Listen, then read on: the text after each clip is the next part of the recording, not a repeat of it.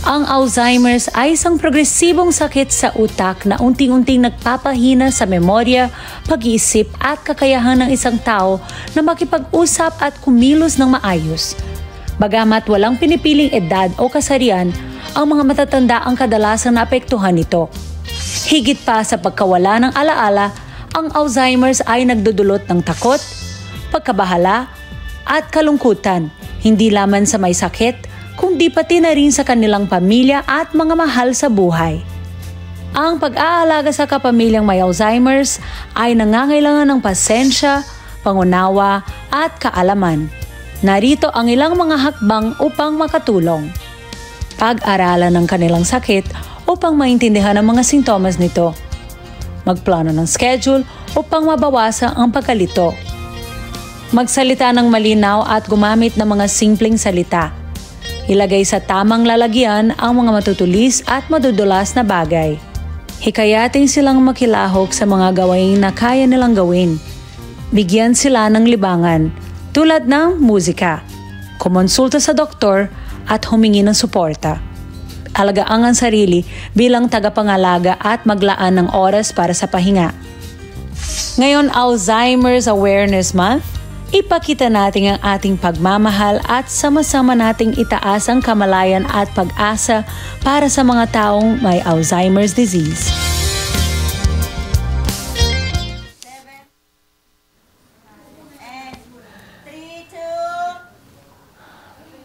This morning, makasama po natin si Doc Miguel Ramos Jr., ang OIC ng National Center for Geriatric Health ng Jose Reyes Memorial Medical Center.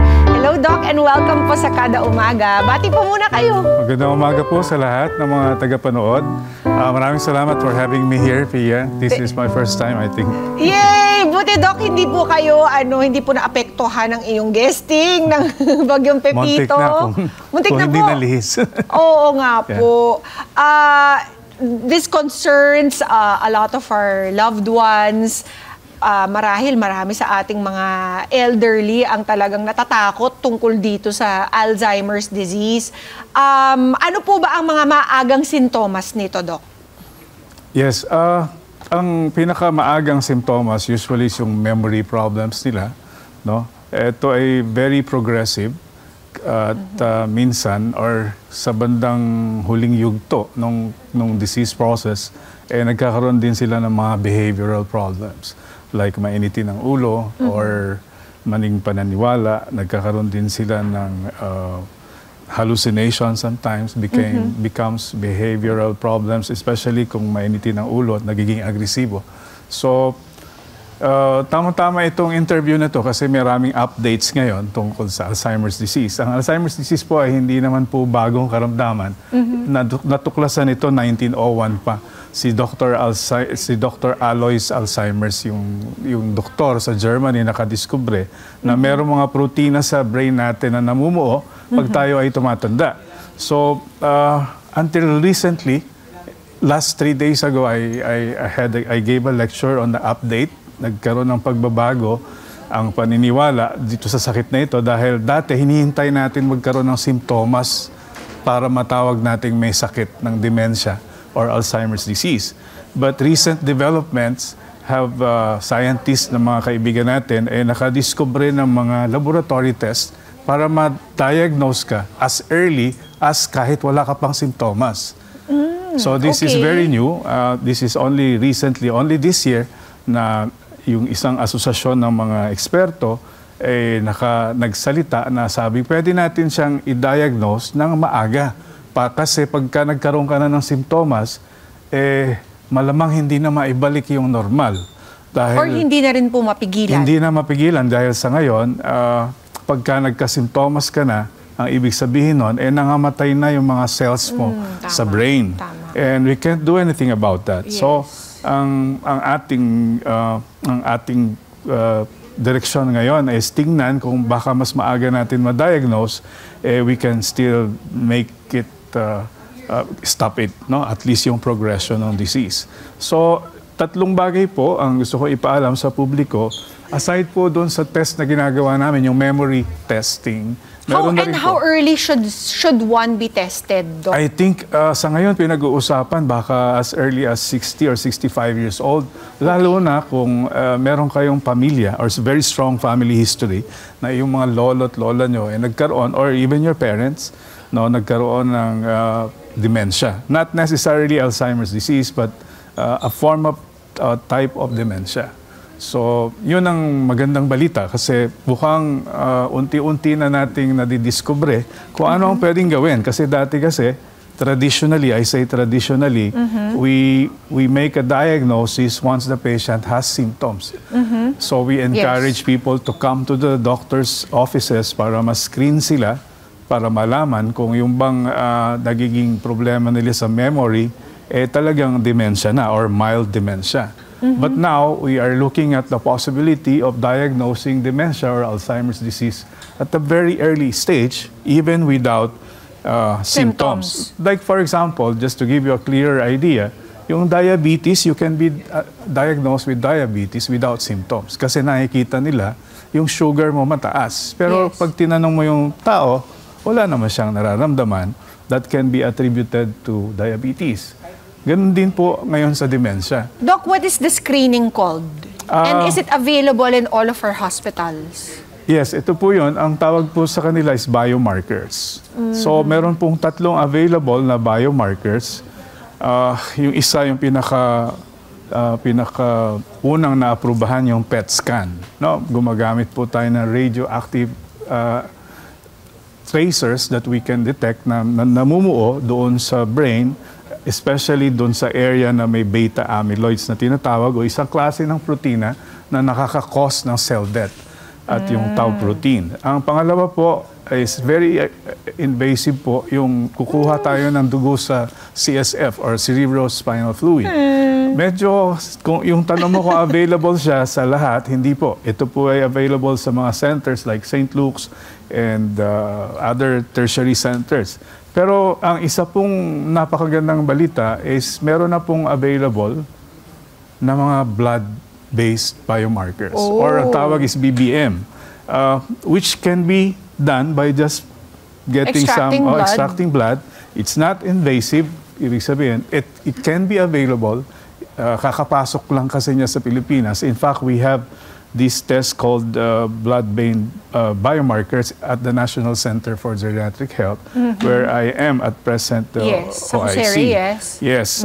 So we are offering this to the public, and hopefully we can make it available as soon as next month. Ayoko magsabing bukas kasi baka nagsain kami. Yes. So ito po yung mga pinag-aaralan po natin ngayon. It's quite good news kasi nakakatakot po itong Alzheimer's disease.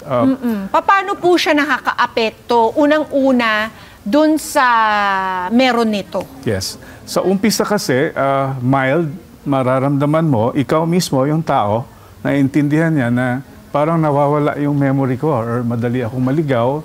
Hindi ko maalala yung mukha, yung pangalan niya, pero alam ko yung mukha niya. I forget classes, I forget some things that initially parang baliwala. Pero Doc, parang lahat naman tayo, meron mga ganyang episodes, parang lahat kami may Alzheimer's na. Kaya nga, pati rin ako. So, lilinawin ko lang, ito yung umpisa, pero kadalasan naman, hindi naman nauuwi sa dementia. Pero merong iba na natutuloy. Lalo na yung may mga, yung nga, sinasabi kong accumulation ng protina, na abnormal protein sa brain. Ito yun, pagka nagsimula na siyang matuloy, naapektuhan na yung trabaho mo. For example, ito, munti ko nang makalimutan. Pero buti pinaalala sa akin ni Julian. Anyway, pag naapektuhan na yung trabaho mo or your daily living, ibig sabihin, may mild dementia ka na. And this time, aware ka na yung problem mo sa memory is failing. And then you get depressed. You get all these sorts of your bad feelings. Yes. As it progresses to severe type, hindi mo na alam. So ito yung mga pasyente na dinadala sa clinic namin at sasabihin namin, tatay, nanay, meron ba kayong problema sa inyong memorya? Sasabihin nila, wala ho, maganda ho ang memory ko. Pero sa likod nila, yung kanilang pamilya, sasabihin, di totoo yan, meron siyang problema. So as the disease progresses, you lose your insight. Ibig sabihin, sa umpisa, ikaw mismo ang namomblema, pero pag nagtuloy-tuloy siya, naging progressive, ang namomblema yung family mo na. Hindi na sila aware. Hindi na sila aware. So ang problema, ikaw na.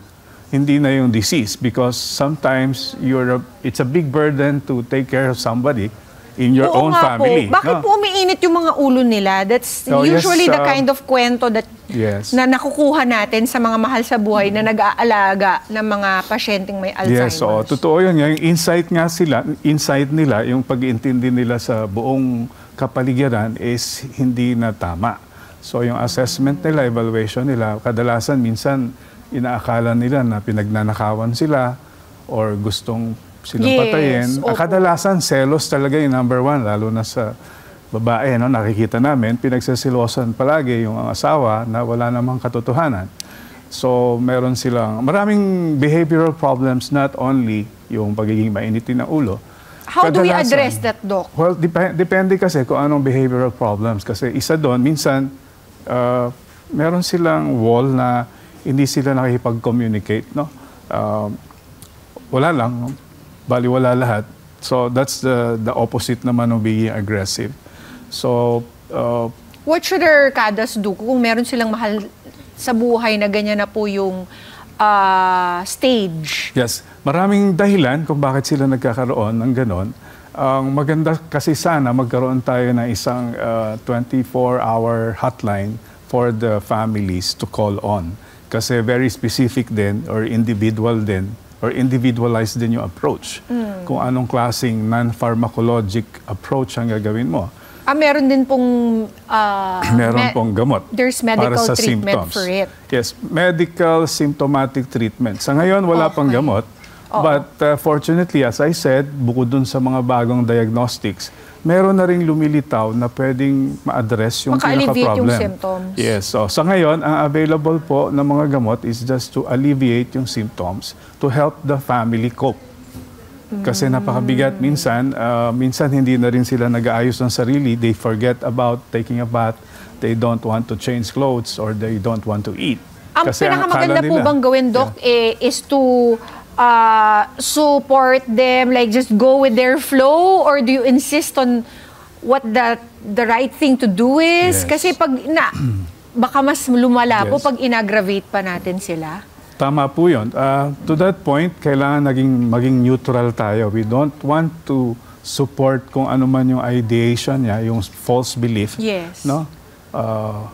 Ayaw din naman natin kontrahen kasi iinit lang ang ulo mo dahil hindi naman magbabago yan.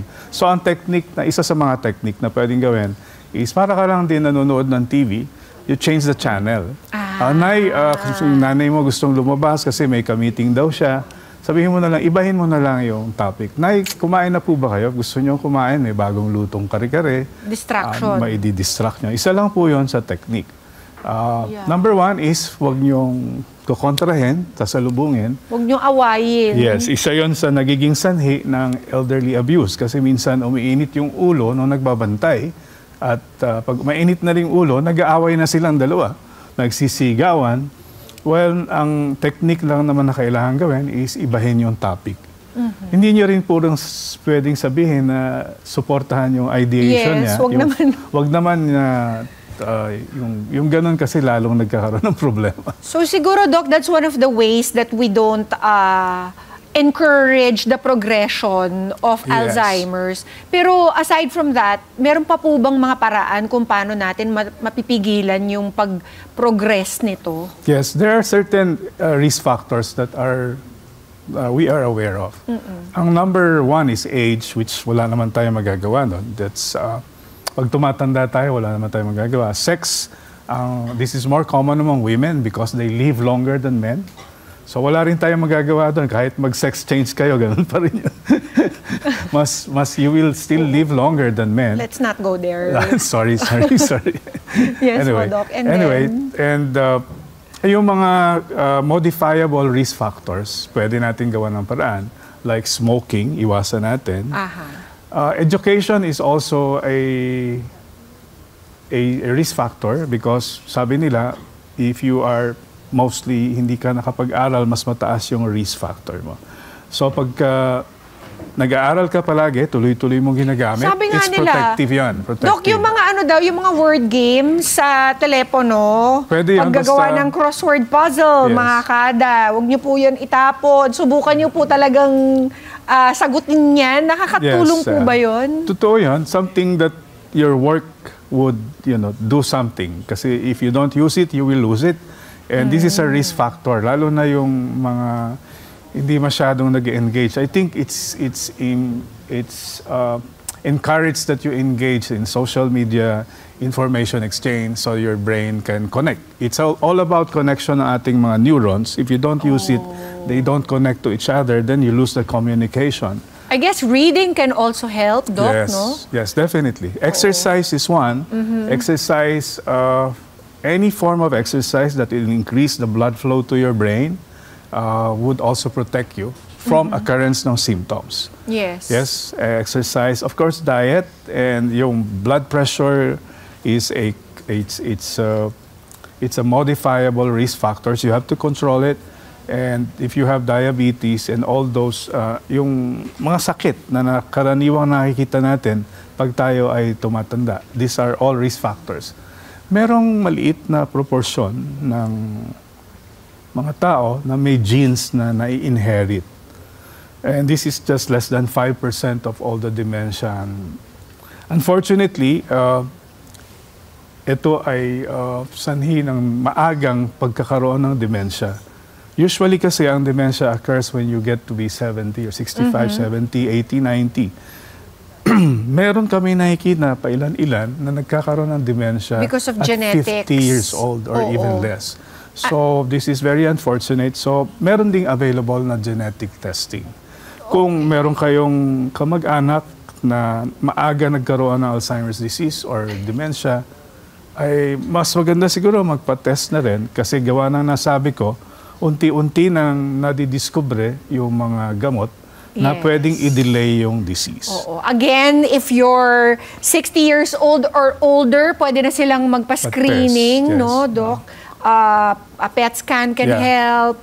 And also... Yung CSF, tapos yung beta, blood-based. Siniskip ko talaga yung masakit ko. Masakit yan. Imagine ninyo Tsaka yung blood-based. Imagine nyo kukunin kayo ng dugo sa likod, sa spine. That's very difficult. But we do it sometimes if it's necessary. Oo. At saka yung BBM po is blood-based biomarkers. biomarkers. So, Ayan. ang tinitingnan po dito yung presence ng proteins, abnormal proteins like beta amyloids and tau proteins. And once na, halimbawa, nakitaan po kayo na may onset of Alzheimer's, what will you do, Doc? Well, yun nga, yung sinabi kong lifestyle changes. Ayun. Recently, a few months ago, naglabas ng study na nagsusupport na pag binago natin yung ating lifestyle, it can actually delay yung progress to symptomatic dementia. Siguro kahit wala pa po tayong nakikitaan sa mga screening or sa mga tests, pwede na natin gawin na natin yung mga lifestyle changes na yan. Yes, that's the most common sense approach. Just change your lifestyle. Yes. It will protect you whether you are at risk or not. Correct. Mga Kanet 25, this is Pia Guanyo Mago. For more Kada Umaga updates, please click the subscribe button and follow us on Net25 social media pages at Net25TV and at Net25 Entertainment Facebook page. See you guys. Bye!